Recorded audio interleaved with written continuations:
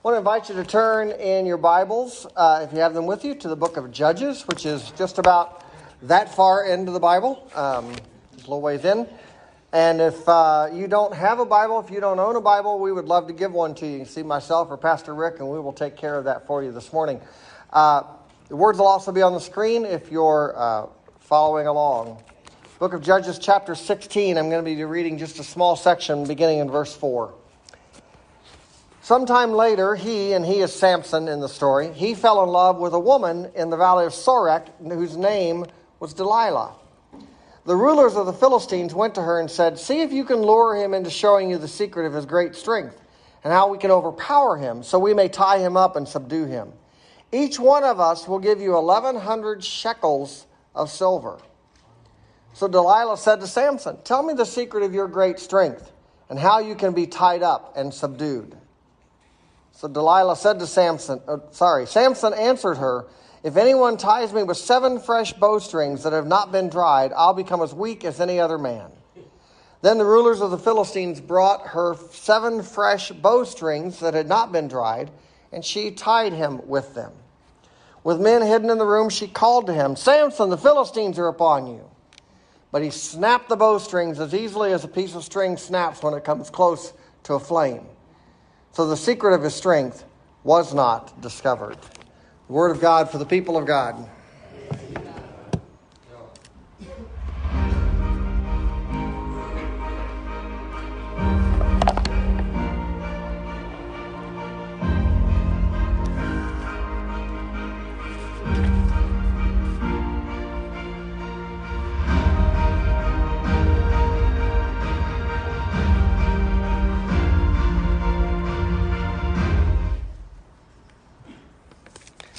Hopefully on your way in you picked up one of these green sheets. If you're watching online, you can download this from our Facebook page. But if on the front you'll find an outline for the message. On the back, questions that you or your life group can use, and then scriptures to read throughout the week that follow up on our message today. Today, most people know Franklin Graham as the heir to his father Billy's evangelistic ministry, or they associate him with Samaritan's Purse, which is the organization we work with, the Operation Christmas Child boxes that Jess mentioned. He's also become an outspoken political activist, which has led to him being both loved and hated, and maligned and appreciated. But early on in his life, he didn't want anything to do with any of that, with the Graham name, with church, or with the spotlight. His autobiography is called Rebel with a Cause, and he describes his early years as living the fast life. He smoked, drank, got in fights, admitted trying marijuana. So his family sent him to Stony Brook, an elite Christian boarding school on Long Island, New York, and he dropped out of that. It was later, he went to a school, Laterno College, where he was kicked out, where he was expelled because he kept a female classmate out all night past curfew. And his parents became extremely worried about Franklin. So one time, 1974, Franklin went with his father on a trip to Switzerland. And during that trip, Billy confronted his son. He looked him straight in the eye and he said this. "I want you to know that your mother and I sense there's a struggle for the soul of your life. And you are going to have to make a choice." Those words stuck with Franklin. And not too long after that, he was in a hotel room in Jerusalem, of all places. And he says something happened. That night, instead of going out to the bar for a couple of beers, he found himself alone in his room reading through the Gospel of John. And he describes it this way. He says, "When I came to the 3rd chapter, I read not just that Jesus told Nicodemus he needed to be born again, but I grasped that Franklin Graham had to be born again as well. And in that moment, he became a new person," he says, and that's led to who he is today. That night made the difference. You know, I thought of that story as I read the story of Samson again this week, because I realized no matter how old you get, your parents, and especially your mother, are always worrying about you, right? And just as Ruth and Billy Graham had a deep concern for Franklin, you got to think that Samson's mother must have gone through a lot of different emotions and a lot of agony as she watched his life unfold. I mean, Samson was a miracle baby.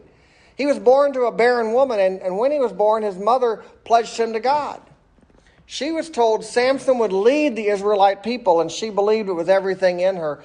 And that's why she made a vow to raise him as a Nazirite. Now, the Nazarites were a special sect or a small group within the Hebrew faith of the time. And it'd be a little like probably the holiness movement of more recent times, where you have a certain way you're supposed to live. Nazarites, though, had three particular obligations. First, they could not have any fermented drink, and they couldn't even have grapes or raisins for fear they would ferment in the sun or something. So no fermented drink, no grapes or raisins. Second, they could not cut their hair during the time of the vow. And for Samson, since he was vowed for life, that meant he was not supposed to cut his hair ever. And third, he was not allowed to come near a dead body. Now, those promises were made for Samson before he was even conceived. But as he grew up, he proceeded to break two of the three commandments, which showed how little he cared about the faith of his mother. Her heart must have been broken, must have been torn in pieces. But just like Franklin Graham, there was a time coming, a moment of reckoning, when Samson was going to have to make a decision. And it was a time he would find out who he really was. This morning we're wrapping up our quick trip through the book of Judges in this series we've called Ordinary Heroes. We've been taking a look at some of the most outstanding judges, and this morning we're going to look at one of the most memorable and I say flashy characters in the Bible. If anyone comes close to being an actual superhero, it would probably be super strong Samson. I mean, that was the promise made to him anyway. If his hair was never cut, he would have the strength to defeat the enemies of Israel, the Philistines. Now remember, I said this back on the first week, the book of Judges tells really a cyclical story. Israel believes, Israel doesn't believe, Israel is conquered, Israel gets desperate, and Israel is rescued. Over and over again, same story. The leaders of Israel during this time were not kings, they were called judges. They were the people whose job it was to help the people, the larger people, the nation, live God's way. And most of the time, these are the sorts of folks you would expect to carry out that job. But Samson breaks the mold in just about every way.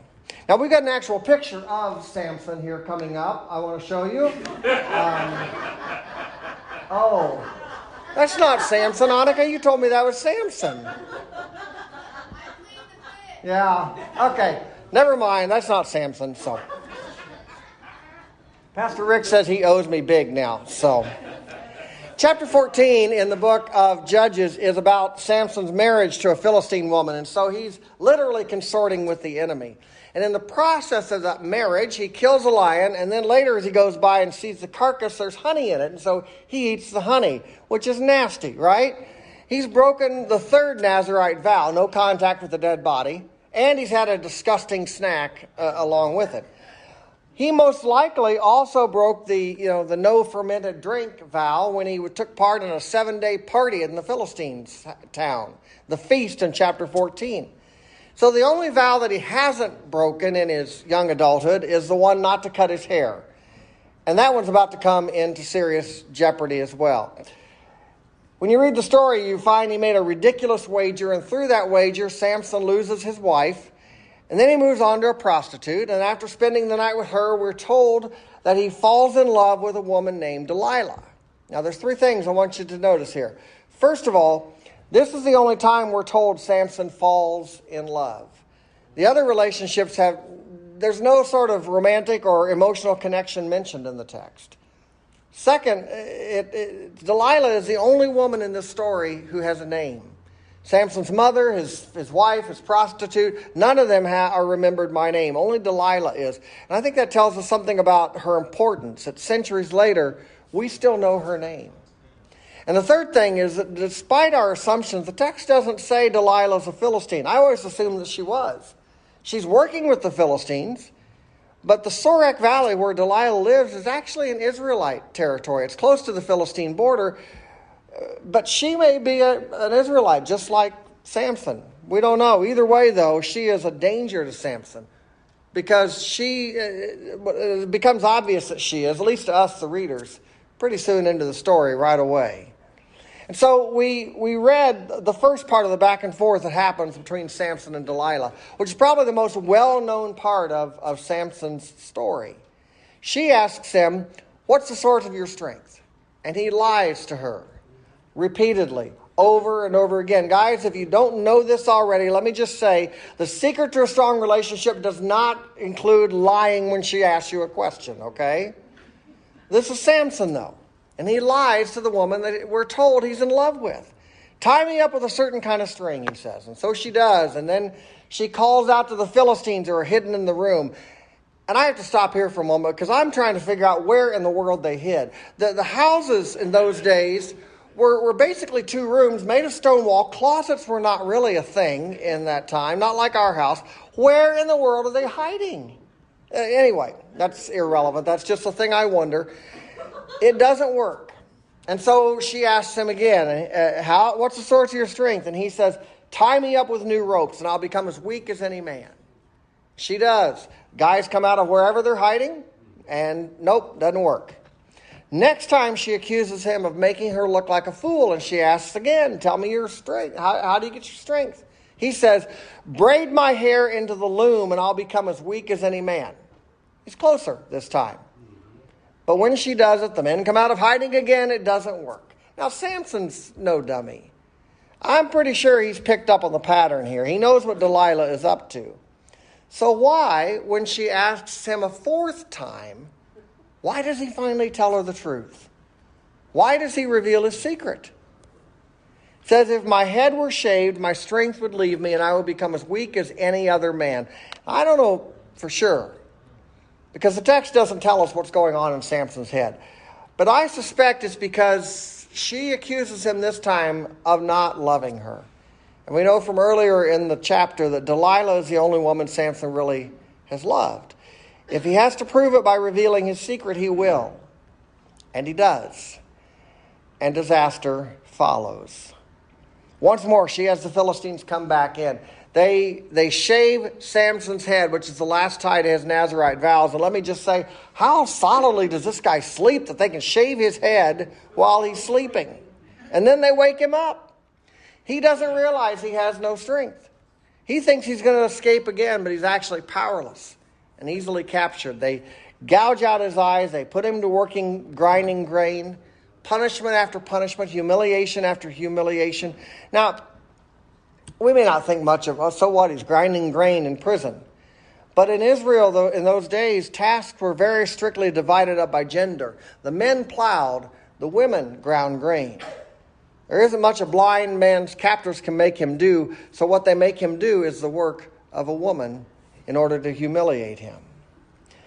You know, the story of Samson really is tragic, more so than any of the other judges. But I think the tragedy really is summed up in one verse. That's verse 20 of this chapter. It says this, he did not know that the Lord had left him. To me, that's the saddest sentence in the whole story of Samson, maybe the whole book of Judges. He did not know that the Lord had left him. I mean, it's not just that the Lord had left him. That's obviously bad enough. But Samson didn't know it. He didn't realize it. He had no idea. He'd gotten so used to doing things on his own, to relying on his own power and his own strength and his own skills and his own talents. He doesn't even notice that God is not with him anymore. It's not that God doesn't love him anymore. It's just that Samson is, at this point, he's filled up his life with so much of his own stuff and himself that he no longer has any room for his Creator, the real source of his strength. He's come to believe his own press, that it's all about him. But he learns pretty quickly and painfully that it's not. There's something that happens when we insist on doing everything our own way and depending only on ourselves. God allows us that choice. I mean, if we reject God, He will allow us to go our own way. There's a biblical phrase that haunts me. It's this phrase, God gave them over. We hear it most often, most clearly in the book of Romans, the letter to the Romans that Paul wrote. In the very first chapter, Paul is describing what happens to someone who ignores what they know about God. People who refuse to have anything to do with God. Because Paul says, you even look at creation. There's enough evidence in creation itself for who God is. And if they ignore that, if they turn their backs on that, what happens then? Here's how Paul describes it. God gave them over in the sinful desires of their hearts. They exchanged the truth about God for a lie and worshiped and served created things rather than the Creator. It's that phrase, God gave them over. That shows up repeatedly in that chapter. Because that's what happens when we choose to rely on our own self, our own so-called knowledge, our own strength. God will give us over. He allows us that choice. Even if it means in the end that we will be forever separated from Him. It breaks His heart. But He will give us over if that's the choice we make. He will depart. And sadly, so many people like Samson don't even notice. And I think we don't notice because it doesn't happen all at once. It happens bit by bit and moment by moment and choice by choice. I knew a man many years ago. He was very talented, very skilled. He knew how to do his job. He was very active in his local church. From all outward appearances, he was a strong believer, a Christian businessman. He ran for office on that image. And I was vocally supportive of him, tried to help him out. But bit by bit, it seems, he chose to rely more on his own skills than on God's strength, God's power. As far as I can tell, there were no big choices, no flash of light, no single moment when he turned away from God wholeheartedly. But there were choices in the company that he kept, in the way he embraced the power of political office, in an apparent desperation to be perceived as somebody important. And God gave him over. That's the only way I know how to describe it. God gave him over through scandal and embarrassment and loss, and it was heartbreaking to watch. But it was a reminder to me of how easily we can end up where Samson was. And it makes me wonder where we are as a nation in that process. Now, I have no doubt we could go around, everybody in the room has their own opinion, everybody online has their own opinion about that. But I got to thinking about this week. You know, when I was younger, there were always these campaigns to get prayer back into schools, and pastors and pundits would point to the 1962 decision to disallow prayer in schools. And they'd say that was the moment when our nation turned its back on God. And it may or may not be the case. I tend to think that's pretty simplistic because leading up to that, there were waves of sentiment and thought and decisions that allowed that event to happen. Besides, honestly, having prayer led by someone in a classroom who may or may not believe in God is not going to save our nation. The question really comes down to whether or not God's people, us, the church, called to be salt and light in the culture. Are we still being the people He's called us to be? Are we people of prayer? Are we praying for the revival of the nation, of the church? Or is it possible that God has left and we don't even notice? I mean, it's scary to think about that, isn't it? The church today, we have so much technology and marketing skills and webinars at our disposal. I get emails 10 times a week at least for a free webinar that's going to save your church sort of thing. Do we even need God to run a church anymore? One choice leads to another choice, to another. We stop praying. We stop reading the scriptures. We stop participating in corporate worship. We don't do any of the things that bring us closer to God. You know, I have to tell a story. My puppy has gotten in such a routine. The first thing we do after he does his thing in the yard in the morning is we come in and he jumps up on the couch where he knows I do my devotions. And when I don't do that, he sits there and stares at me. He knows how important that is. But we get this idea, I'll just skip one day and then another, and then I'll get around to it on the weekend, and before we know it, God gave them over. He won't force us to have a relationship. He will give us over if we don't want to have anything to do with Him. Last week I asked you if you would trust God the way Ruth did. And I think the story of Samson follows right on from that, because it asks us a related question. Samson asked us, where is the source of our strength? Do we find our strength in ourselves and our own abilities, our own talents and skills? Like a toddler, do we insist that we can do it on our own? Or is the source of our strength found in the God we say we trust, the God we believe in? I mean, it's so easy to slip from one to the other, from God to self, unless we're constantly vigilant. Now, I don't know how you've always pictured Samson. I've always thought of him as this really muscular man, maybe wearing a WWE wrestling outfit or something. I probably picked that up because that's the way artists tend to render Samson, including the comic book stories that we got in Sunday school as a kid. But some scholars have suggested that he might not have looked like that at all. What if Samson wasn't ripped? What if instead he looked like Steve Rogers before he became Captain America? What if he was a skinny kid from Brooklyn?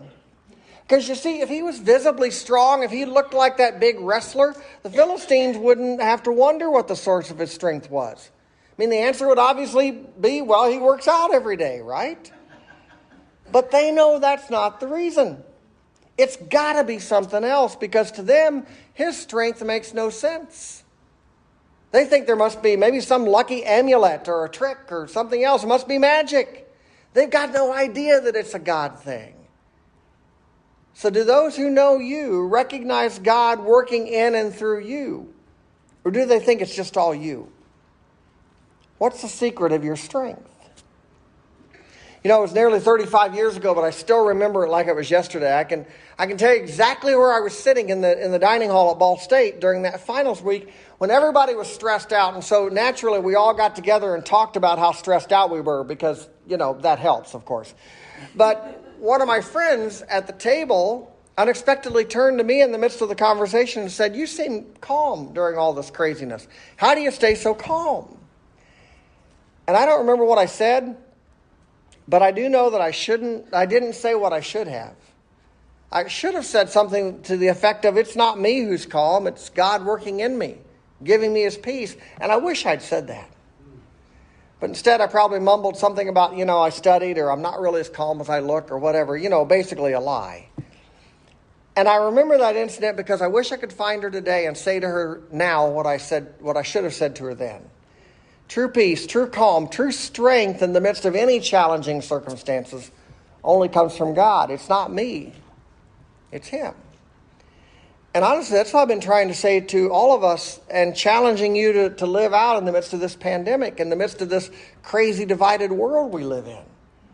In the chaos we find ourselves in, our calling as followers of Jesus is to respond with faith rather than fear. When the unknown hits, whether that's in the form of a pandemic or any other unexpected circumstance that enters our lives, the challenge for us is to respond to the fear that rises up within us with our faith, with the confidence that the God who brought us this far will not abandon us now.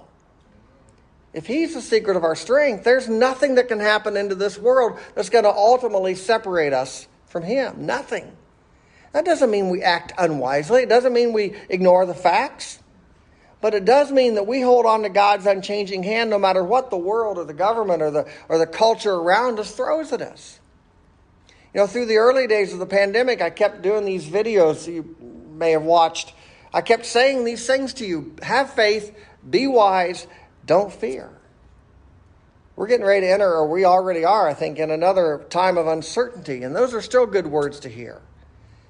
I think that's what Samson experienced, even in his days in prison. Because Samson may be blind, in prison, and humiliated, but in God's good mercy, his story is not yet over. Verse 22 leads us into the next chapter of his life. It says, "But the hair on his head began to grow again after it had been shaved." Now, the author is not saying that the hair is magic or that the hair is really the source of Samson's strength. The hair is only a symbol. And the regrowth is a sign that in the midst of prison, Samson is remembering what the true source of his strength is. God may have left him, but God is always ready to come back into a person's life who wants him there. God doesn't want to leave us forever. All God ever wanted from Samson was obedience, which oddly is all he ever wants from us. Jesus told his disciples on the last night he spent with them, "You are my friends if you do what I command. I no longer call you servants, instead I've called you friends." And then he defines what he commands. He says, "This is my command. Love each other." Pretty clear. It's as simple and as difficult as that. That's what he wants. All God ever wanted from Samson, and all God wants from us, is to do what he asks us to do. And Samson began to remember that as his hair began to grow out. It's kind of amazing that nobody noticed, isn't it? I mean, maybe they thought once they'd imprisoned him, he was done. He was beaten forever. Maybe they thought robbing him of his strength was a one-time thing. But they learn, unfortunately for them, they learn that's not the case. In the midst of a religious festival, Samson is brought out and he's put on display. He's made to perform on command, sort of like a circus animal. And you can hear the laughter as they make fun of this former enemy. Anybody ever wonder where Delilah went? I mean, where is she in all this? The text doesn't say, but you can't help but wonder what she's thinking or feeling. Or maybe she was just content being paid for betraying the man who loved her. But anyway, this pagan temple, whether she's there or not, is crowded on this festival day. People are even hanging out on the roof. And at this point, Samson prays and he asks for God to be with him.